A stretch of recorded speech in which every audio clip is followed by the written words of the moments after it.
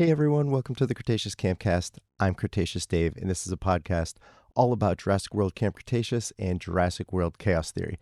Got something pretty cool for you guys today. I think it requires a little bit of a backstory first, just to kind of understand where this came from. A lot of people don't know, but I collect videos from Cameo from people that have been part of the Jurassic franchise. If anyone's unfamiliar with Cameo, it's an app and a website where you can book a video from celebrities that are on there. They could be actors, athletes, influencers, whatever. Their prices range from like $10 for a video up to hundreds of dollars, depending on who they are and how much they think they can get and whatnot. This started back a little over 2 years ago for my birthday. I bought myself a cameo from Wayne Knight, who was Dennis Nedry in Jurassic Park. And what I asked him for was, can you be in character as Nedry and just say whatever you wanted to say? And it was amazing. He was in Nedry character the entire time. And he gave this backstory about how he survived Jurassic Park and what was going on. He went into hiding, and then he gave me this like mission to go get the Barbasol can with the embryos, and it was just so cool. So after my experience with that, I went looking for other people that were in Jurassic. So some others that I have Whit Hertford, how do you say his name? Sorry, you guys, if I'm butchering your names. He was a 6-foot turkey kid in Jurassic Park. His was pretty cool. Eric Eckstein, I think his name is. Man, I should have looked these up beforehand. Terrible research here. He was the paddock guard for the Indominus Rex in Jurassic World. His was pretty funny. The one I like the most, the Wayne Knight one is fantastic, but the one I really like the most is BD Wong. His was incredible. It was over 10 minutes long, and he went back and forth between being in character as Wu, and when he was in character as Wu, he was advising me not to trust Nedry. Don't listen to him. He's only there to manipulate me, because in the cameo request, I put what Wayne Knight did in his. But then he switched back to being BD Wong, and for 10 minutes, he talked about the process of making Dominion and all the things they went through, because this was before Dominion came out. And he actually spoiled part of the movie, probably unintentionally. I knew he was going to live in the movie based on something he told me in the video about the end of the movie, but that's okay. I still enjoy that movie very, very, very much. There are a couple others out there. Vanessa Chester, I think that's her name, the actress that played Kelly in The Lost World. I booked her, but the booking got canceled because the 7 days expired and she never made the video. I'm not sure what was going on with that. And I forget the actor's name off the top of my head, but the guy that played Eddie Carr, he's also on there. I never booked him because he's really expensive. But maybe one day. I'm not sure if he would be in character, how he would be able to pull off like, oh, I'm still alive. But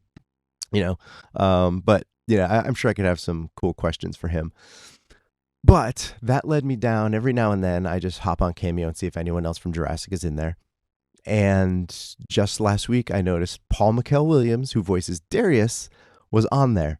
Finally. And it's kind of funny because about 1.5 years ago, I made this post on Twitter about how incredible Camp Cretaceous is, how important it is to me and my son, how it connected us in a certain way, and how the show essentially saved my life. A lot of you, if you've been a long time listener from the first time around this podcast existed, you know that whole story. And he actually replied to me, and he DM'd me on Twitter because he's like, hey, I can't do Cameo or whatever, I guess because of his age or for whatever reason they weren't letting him join. But through a series of DMs, I eventually ended up talking to his mom, who is an incredibly sweet person, and he recorded a video for my son for his birthday, and it was something we still cherish to this day. It's super awesome. anyway, just that got me thinking like maybe he's going to be on Cameo because he showed interest in being on Cameo, and sure enough, I saw him there. So I was like, I'm immediately going to book, you know. And I wasn't even sure what I was going to ask him or how it was going to work out. I didn't want him be in character because I wasn't sure if that was even contractually allowed for him right now because he is that character in a show. So yeah, I didn't ask, and we got to chatting over the messenger portion in Cameo, and he ended up remembering who I was. So he remembered me and my son. Um, and then that got the conversation going to somewhere else. But what I decided to do, well, actually, first pitched the idea. I'm like, hey, I have a Camp Cretaceous podcast. I would love if you could come on sometime, and we can do an interview. We could just chat. And he was ecstatic about the idea. He loved it. But there's a little bit of a hurdle. He has to run it by DreamWorks. He said getting it through his agent is no problem, because he's on board. He wants to do it. But he needs DreamWorks permission because he is actively in a show that is not out yet, and they may not want him spoiling anything, saying anything he couldn't say. So we're fingers crossed, we're working out the details, but both of us are hoping we can sit down and have a conversation sometime really soon. But in the meantime, my way around that is I'm asking him a series of questions over Cameo, sort of like an interview. So the first one, after we were just chatting, I asked him, if I'm looking over this way, it's because I have them up on my screen. I said, what are some of your favorite moments from Camp Cretaceous, either during the recording process as an actor or from the show itself? And this is what he had to say. I'd say that some of my favorite moments, probably from Camp Cretaceous in the show, is probably Darius's moments with his father. I feel like those really resonated with a lot of people, and it really took me to a place where I was able to develop the connection with my father more, But I can't really say that I have like a whole.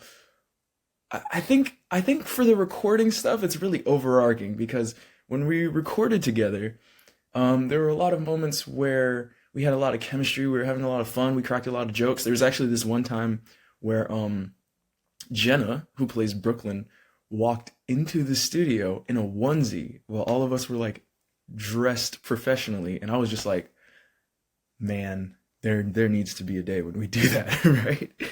Um, but yeah, I just feel like the relationship that me and the cast had was a really amazing experience.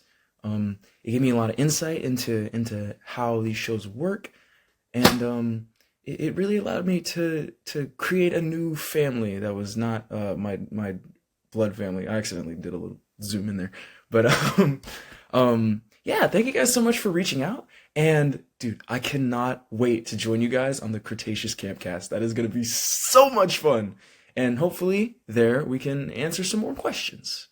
So yeah, hit me up and have a good day. All right, thank you guys so much. I love you guys so much. Have a good one. So after that, and then there's a bunch of personal stuff in the message too, that stuff to me, stuff to my son and whatnot. I decided to book him again, and I wanted a couple other questions answered. And who knows, depending on how this goes, if he's cool with it, I might keep doing this. I'll ask for questions from you guys. I can ask him because this is a lot of fun chatting with him and having these experiences with him. He's a super cool guy. But the next set of questions I asked are, what is your honest opinion on the Brads? Okay, so I actually think that the Brads are some of like the best characters in all of Camp Cretaceous. Especially the Brad X. I just love like the scenes that happen with them, and the original Brads, like the one on four legs that are like the robot dogs. I love those so much because number one, their voice actor is hilarious. Shout out to him. And number two, they have some of the best lines in like the entire series. Next one, how did COVID impact show production? It was really interesting because when COVID first hit, I had to start doing recordings from home, which led to me sitting in a closet for about 4 hours a day and doing all of the recording part myself. There was actually some really funny parts where like we had to clap to let them know where each take started. And I don't. It was just a really fun experience. You know, I have some pictures on my Instagram of taking pictures of the cast all in our little at home booths. So that was really fun. That was cool. This one I threw out there in case anyone is interested in going in the same direction. Do you have any advice for anyone wanting to get into voice acting? Advice that I have for people getting into voice acting. I think that voice acting is one of those things where, you know, you just have to go for it. You know what I mean? I mean, it's not like, you know, it's not something that's as specific as live action entertainment slash acting in terms of like, oh, you have to look like this, oh, you have to have you have to match with what this person looks like, etc. No.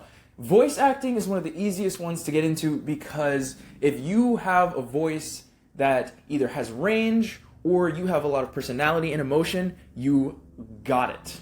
I mean, it's like there are so many, there's such a lack of expectation that goes into voice acting that I think is what makes it such an amazing experience.